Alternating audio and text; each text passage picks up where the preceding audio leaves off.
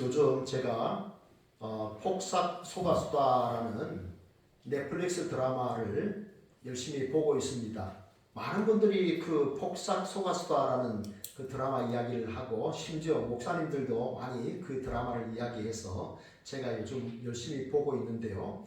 거기에서 이런 속담을 들었습니다. 부모가 자식을 겁나았지 속났나? 이런 속담을 들었습니다. 혹시 보신 분들 기억하십니까? 부모가 자식을 겁나았지 속났나? 이 말은 부모가 자녀들에게 이런 육체의 몸은 주었지만 그 마음과 생각, 그 정신까지는 건네주지 못한다라는 그런 말이지요. 네, 어린이날이니까 자녀와 관련해서 부모 자녀와 관련된 속담이 있는데요. 자식을 길러봐야 부모 사랑을 안다. 맞는 자식보다 때리는 부모 마음 더 아프다. 그런 속담 여러분 들어보셨습니까? 여러분 무슨 뜻인지 잘 알 거라고 생각을 하고요. 오늘 어린이 주일을 특별히 맞이해서 예수님께서 제자들에게 돌이켜 너희가 어린 아이들과 같이 되지 아니하면 결단코 천국에 들어가지 못하리라 라고 말씀을 하셨는데 어린 아이들의 어떤 특성, 어떤 특징을 우리가 본받아야 하는지를 말씀을 통해서 우리가 살펴보기를 원합니다. 자, 첫째, 다 같이 시작. 잘 믿고 잘 의지합니다. 졸리는 분들은 일어서서 설교를 들으시면 좋겠습니다. 자, 어린아이들의 특징 첫 번째는요, 잘 믿고 잘 의지한다 하는 것입니다. 1절 말씀 볼까요?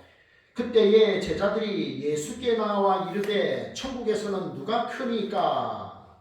그때라는 말은 예수님께서 이제 십자가에 달리셔야 할 것을 말씀하시는 그때예요. 마음이 아프셨겠죠. 예수님 십자가에 달려 죽임을 당해야 되는 그 이야기를 하고 있는데 제자들은 지금 뭘 하냐 하면 천국에서 우리 중에 누가 큽니까? 라고 그렇게 질문을 하는 거예요.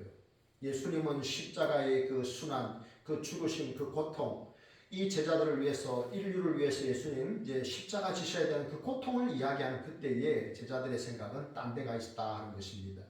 어떻게 하면 천국에서 높아지겠는가? 천국에서 내 서열이 몇 번째쯤 되겠는가? 그것만 생각하고 있었습니다. 완전히 생각이 전혀 달랐던 것이죠. 그들은 우리가 천국에 들어가는 것은 당연하다, 땅은 당상이다 생각하는 겁니다. 그런데 예수님은 돌이켜 너희가 어린아이들과 같이 되지 아니하면 결단코 천국에 못 들어간다라고 경고의 말씀을 하셨습니다. 우리 어린아이들의 특징이 뭡니까? 잘 믿고 잘 순종합니다. 잘 믿습니다. 그래서 아이들이 잘 속습니다. 여러분, 속는 아이가 잘못일까요? 속이는 어른들이 잘못일까요? 속이는 어른들이 잘못입니다. 사기치는 사람들이 잘못입니다.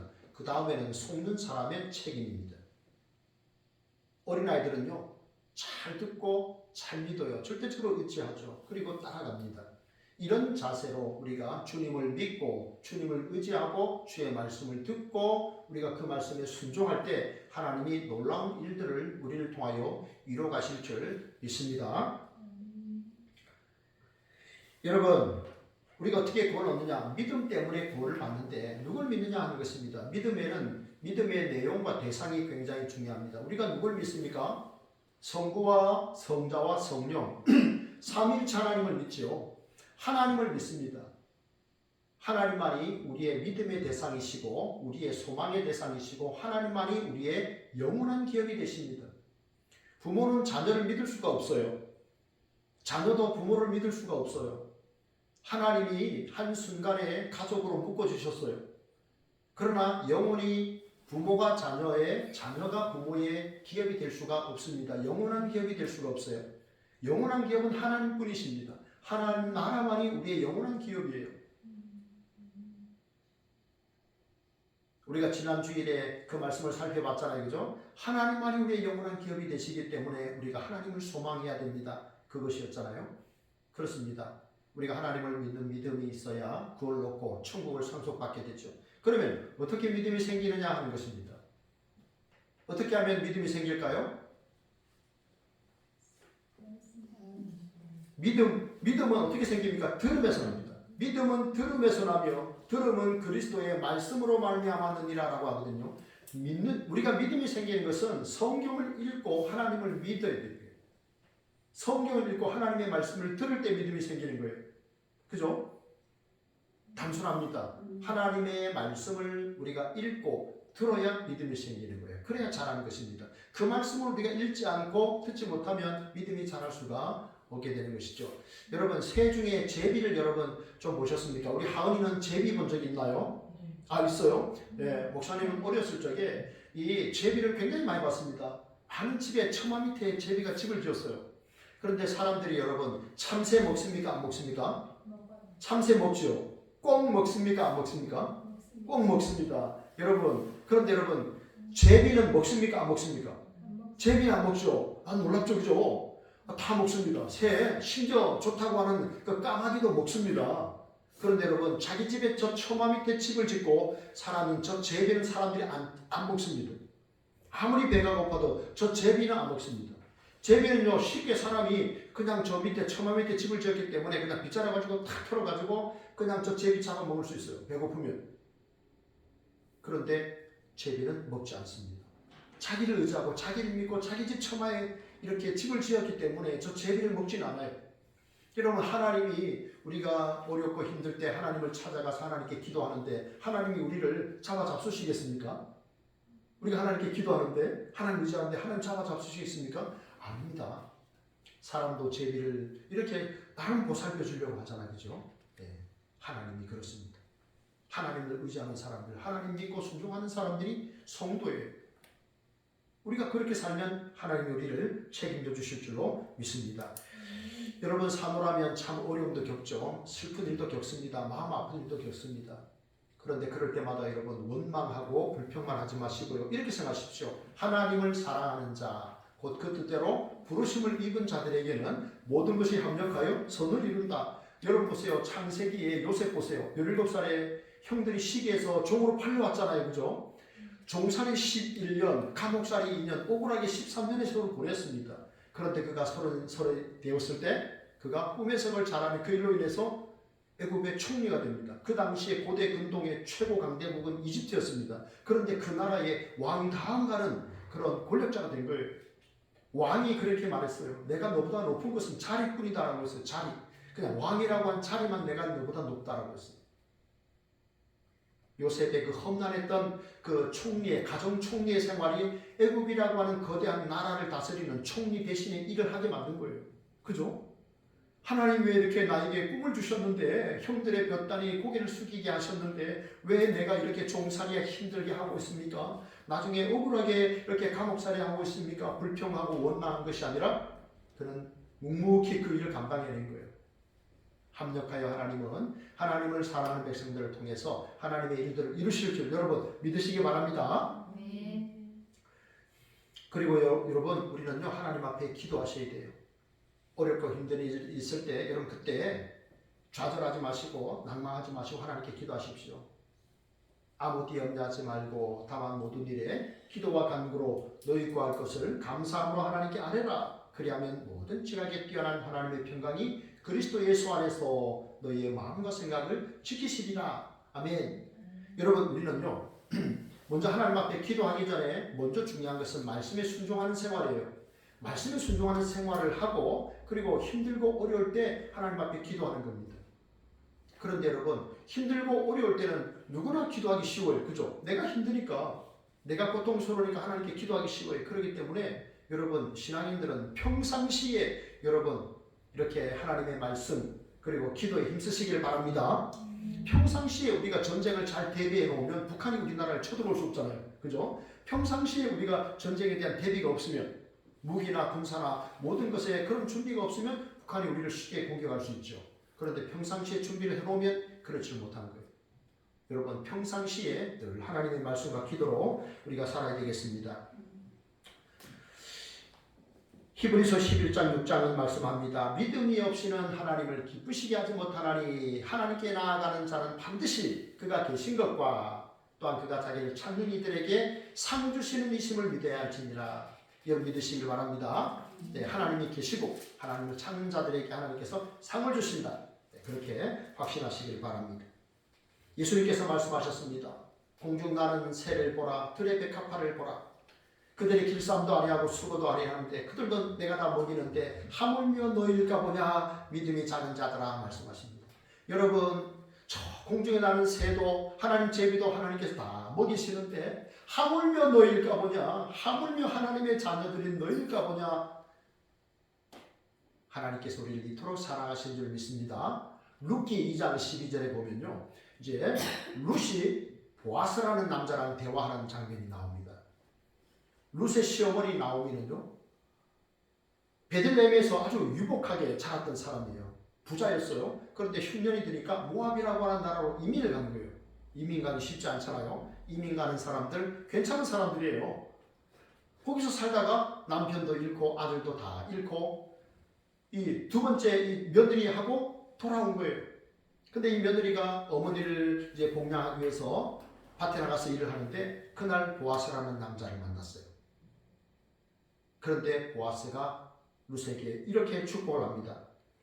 여호와께서 너가 행한 일에 보답하시기를 원하며 이스라엘의 하나님 여호와께서 그의 날개 아래 보호를 받으러 온 너에게 온전한 상 주시기를 원하노라. 아멘. 하나님은 이렇게 하나님을 의지하고 하나님의 보호를 받으러 온 사람들을 하나님께서 이렇게 책임지시고 상을 베푸시는 줄 믿습니다. 여러분 지금 내 눈에 하나님이 잘 안 보입니다. 그죠? 하나님이 잘 안 보입니다. 그리고 내가 가는 길이 이렇게 희미해 보입니다. 그러나 그럴 때에도 여러분 더 성경을 읽고 더 하나님을 믿고 더 하나님을 의지하시기 바랍니다. 그래서 하나님이 날 위해 예비하신 그 선물, 그 놀라운 선물들을 여러분들이 순종을 통해 다 받아 누릴 수 있기를 축복합니다. 둘째입니다. 어린아이의 어떤 특징? 둘째, 시작. 아멘.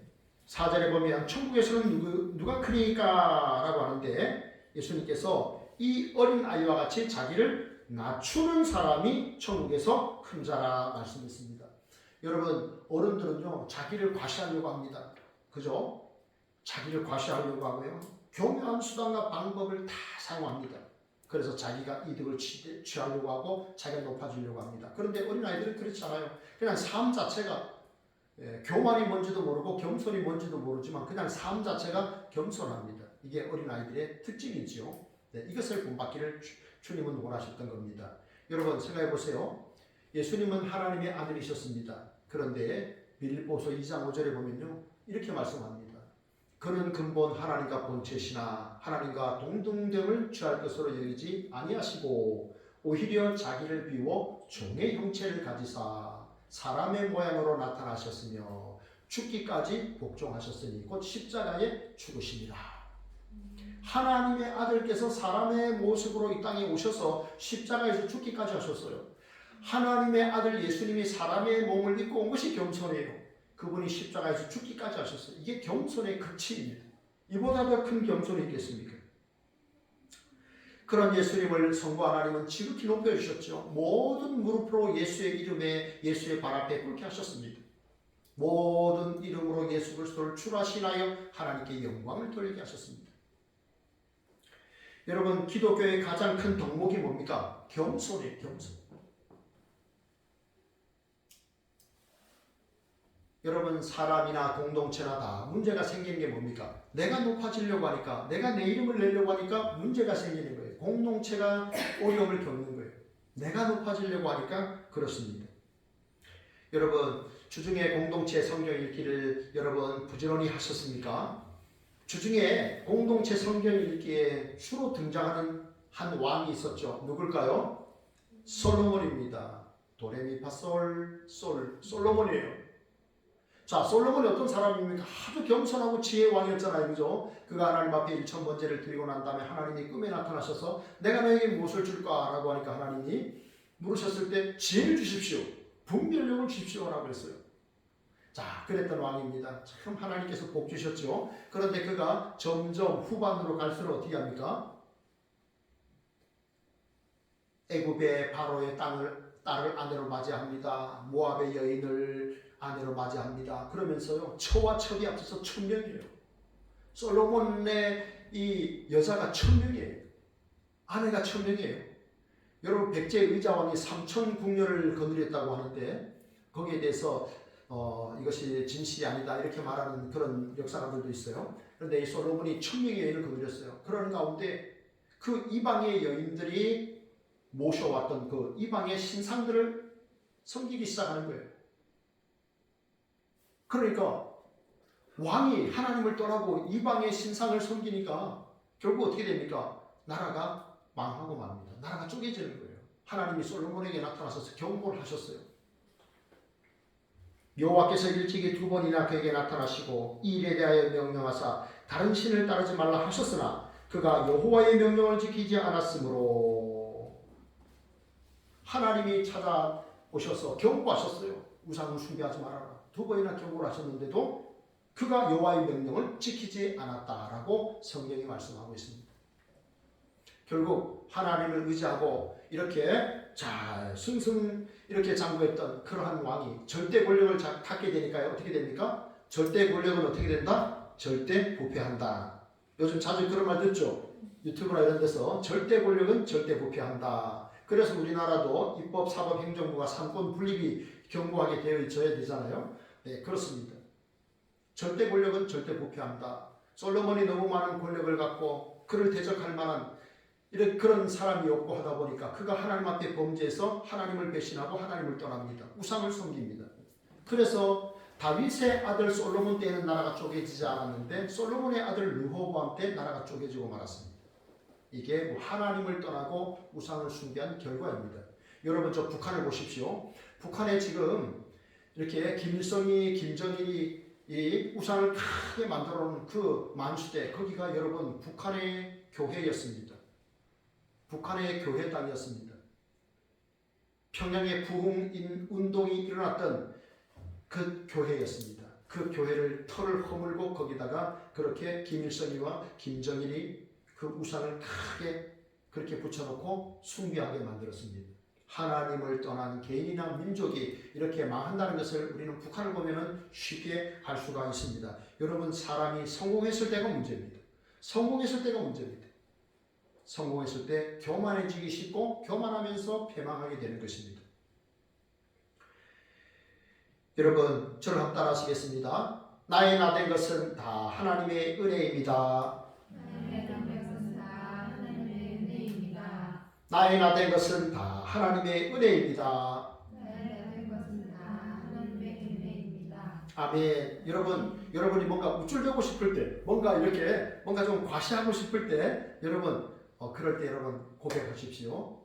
절대 권력은 절대 부패하니까요. 고백하십시오. 하나님, 나의 나된 것은 다 하나님의 은혜입니다. 그럼 이렇게 생각할 수도 있겠죠. 목사님, 내 인생 돌아보니 별로 잘된 것이 없는데요. 내 인생 크게 잘된 것 없고 참 힘든데 이것도 다 하나님의 은혜입니까? 라고 말할 수 있죠. 그럴 때 어떻게 할까요? 여러분 그때도 하나님의 사랑을 여러분 의심하지 않기 바랍니다. 날 향한 하나님의 사랑, 지금도 날 위해 일하시는 하나님의 사랑을 여러분 의심하지 마시기를 바랍니다. 여러분 낙타는요 매일 아침마다 자기 주인 앞에서 무릎을 탁 꿇는다 그럽니다. 주인에게 짐을 달라는 것이죠. 그리고 저녁에도 낙타가 주인 앞에서 무릎을 탁 꿇는다 그럽니다. 내가 진 짐을 내려달라는 것이죠. 여러분 생각해보면 낙타는 저와 여러분이고요. 주인은 하나님이십니다. 주인은 하나님은 우리 인생에 견딜 수 있는 짐을 허락하시는 거예요. 여러분 하늘을 나는 새의 날개가 무겁습니다. 그런데 새는 그 날개 때문에 날 수 있습니다. 그리스도인들은 하나님 우리에게 주신 그 십자가의 무게가 무겁지만 그 십자가 때문에 우리는 천국을 소망하면서 믿음의 길을 걸을 수 있습니다. 나에게 주신 이 십자가 지시고 여러분 믿음의 경주를 잘 완주하셔서 상 주시는 주님을 만나시기를 축복합니다. 네. 셋째는요, 우리 아이들의 세 번째 특징.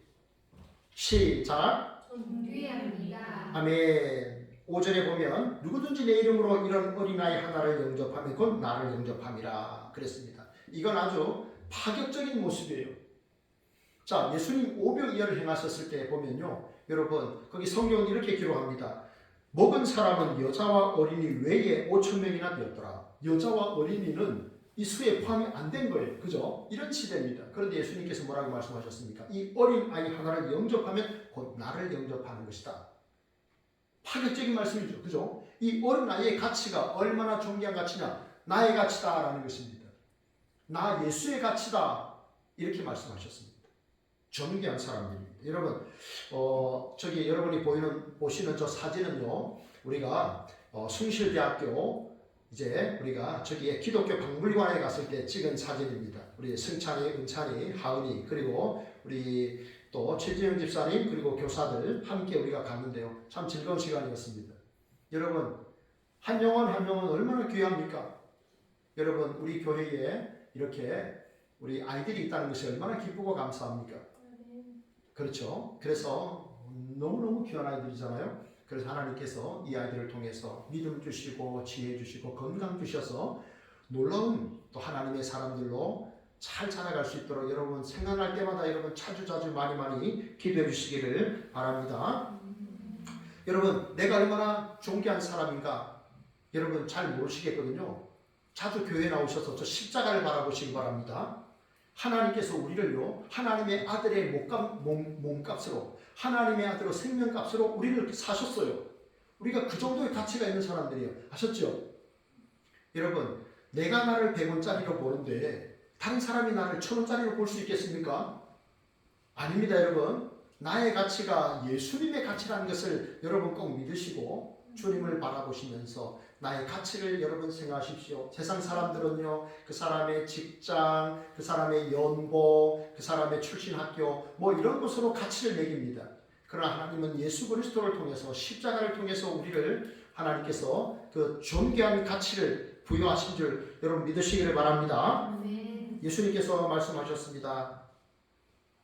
누구든지 내 이름으로 어린아이 하나를 영접하면 곧 나를 영접하는 것이다. 그리고 마가복음 9장 37절에 보면 누구든지 나를 영접하면 나를 영접함이 아니요 나를 보내신 이를 영접합니다. 그러셨어요.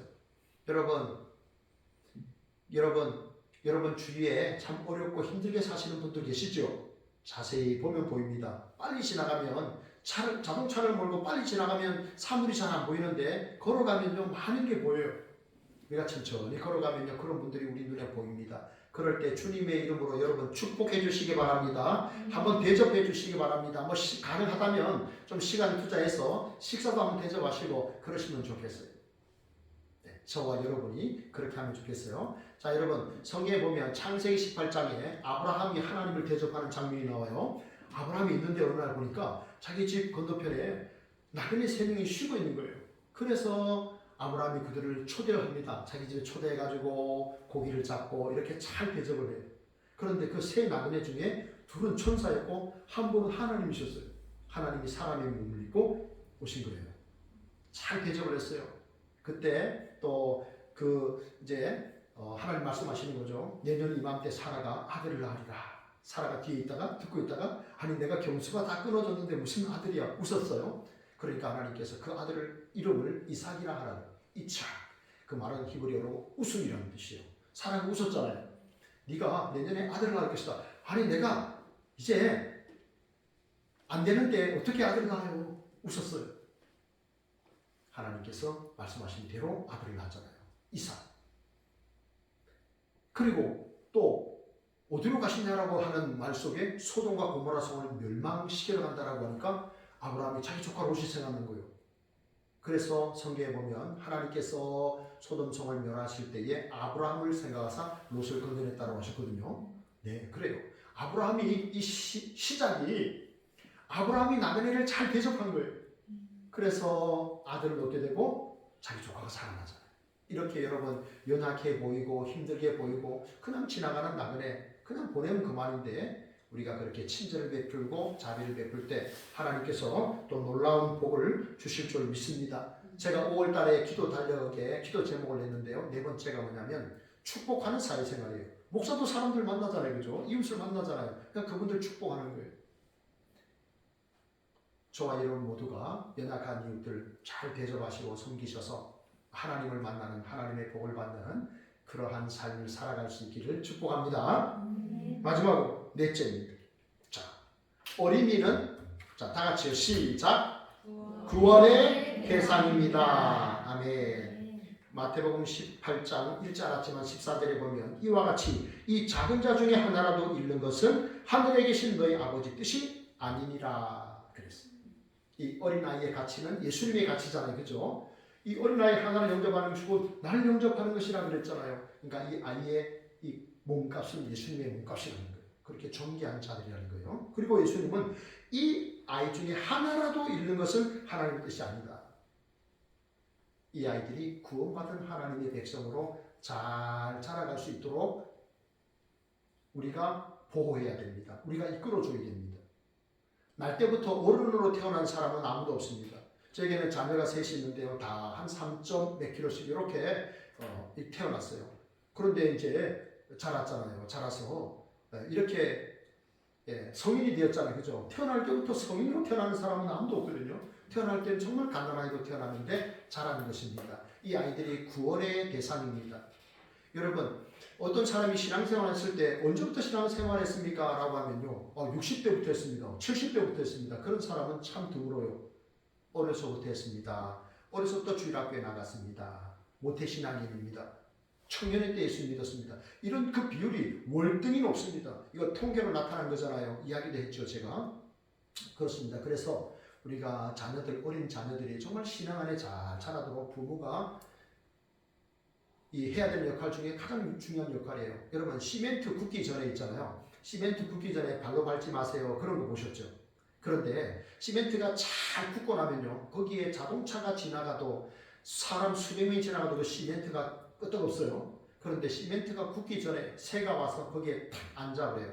그리고 날아가 버리면요, 그 시멘트에 새 발자국이 남습니다. 토끼가 지나가면 토끼 발자국이 남는 거예요. 아이들의 마음이 시멘트처럼 굳어지기 전에 예수 그리스도를 심어주시기 바랍니다. 아이들의 마음은요, 빈 칠판이에요. 거기다가 먼저 예수 그리스도를 새겨주는 거예요. 어른들의 마음은요, 이미 꽉 찼어. 세상에 듣고 경험했고 했던 그런 경험들로 그분들의 인생의 칠판이 꽉 찼어. 그래서 그 빈틈에다가 끄집어서 예수 그리스도를 집어넣으려고 하니까 되게 어려운 거예요. 그런데 어린아이들의 그 빈 마음에 하나님의 아들 예수 그리스도를 심어주면 일평생 하나님의 복을 받고 축복의 통로로 살게 될 줄 믿습니다. 우리가 그게 사명이에요. 여러분, 세계적인 부자가 있었습니다. 존 디 로펠러라고 하는, 당시에 저분은 세계 최고의 부자였습니다. 11조를 계산하는 직원만 회사에 40명이 있었다고 할 정도로 정말 전설적인 인물인데요. 저분이 이제 자기 손자를 금전 교육을 시켰는데 이런 예화가 있어요. 그 미국 워싱턴에 맨하탄 은행이 있다고 합니다. 우리 이가인 자매가 뉴욕에 갔을 때 한번 봤는지 모르겠습니다. 거기 맨하탄이라는 은행이 있는데 이 은행장을 한 사람이 이제 데이비드라고 하는 손자인데 이런 얘기를 했어요. 자기가 어렸을 때 자기 할아버지가 매주에 25센트씩 용돈을 줬답니다. 네. 그게 오늘날 얼마나 가치 있는지 잘 모르겠어요. 어쨌든 25센트 동전이 있거든요. 그런데 할아버지가 이제 항상 토요일이 되면 점검을 한답니다. 할아버지가 용돈을 주셔놓고, 하은아, 너 내가 용돈 25센트 줬는데 어떻게 썼어? 이렇게 항상 물어본답니다. 근데 할아버지, 이 존 디 로펠러가 가르쳐준 그 가르침대로 용돈을 쓰면 5센트를 더 줬다 그러고, 그대로 안 쓰면 5센트를 빼앗았다 그럽니다. 어떻게 가르쳤느냐? 25센트를 주면 하나님께 11조를 드리고, 그 다음에 10분의 1은 이웃을 위해서 쓰라. 나머지 10분의 8은 너가 저금을 하든지 과자를 사 먹든지 너를 위해 쓰라 그랬답니다. 10분의 1은 하나님께, 10분의 1은 너의 이웃을 위해서 그것을 쓰라는 겁니다. 친구에게 밥을 사줄 수도 있고, 과자를 사줄 수도 있고, 선물할 수도 있겠죠. 네, 어린아이가. 그리고 나머지는 자기 위해서 쓰라고 했답니다. 그래서 이 데이비드라고 하는 이 맨하탄의 은행장을 여기만 존 디 로펠러의 손자는 뭐라고 했냐면, 자기는 어려서부터 하나님을 생각했고 이웃을 생각했답니다. 항상 자기 머릿속에는 하나님과 이웃이 있었다고 합니다. 하나님께서 그렇게 또 믿음의 부자들의 강을 이어가셨던 것이죠. 말씀을 맺겠습니다. 여러분, 오늘은 이제 어린이 주일이라서, 그런데 우리 박세현 집사님이 지난 화요일에 미리 문자를 보냈어요. 목사님, 우리 아이들이 이번 주일에는 외할머니, 외할아버지 집에 갑니다. 그랬어요. 그래서 미리 알게 돼서 좀 마음이 아팠는데 오늘 우리 또 하은이와 우리 청년들이 있어서 좋습니다. 참 감사합니다. 여러분, 자랄수록 우리가 어린아이들의 성품을 잊고 삽니다. 돌이켜 우리가 어린 아이들과 같이 되지 아니하면 결단코 천국에 들어가지 못하리라 예수님 경고하셨는데 우리 이 어린아이의 좋은 모습들을 여러분 회복하시고 그렇게 사셔서 하나님께는 영광이 되고 많은 사람을 축복하는 그런 축복의 통로로 세상을 살기를 진심으로 바랍니다. 기도하겠습니다. 하나님 아버지 감사합니다. 어린이 주일에 우리가 어린이들의 좋은 또 특성들을 살펴볼 수 있도록 은혜 주셔서 감사합니다.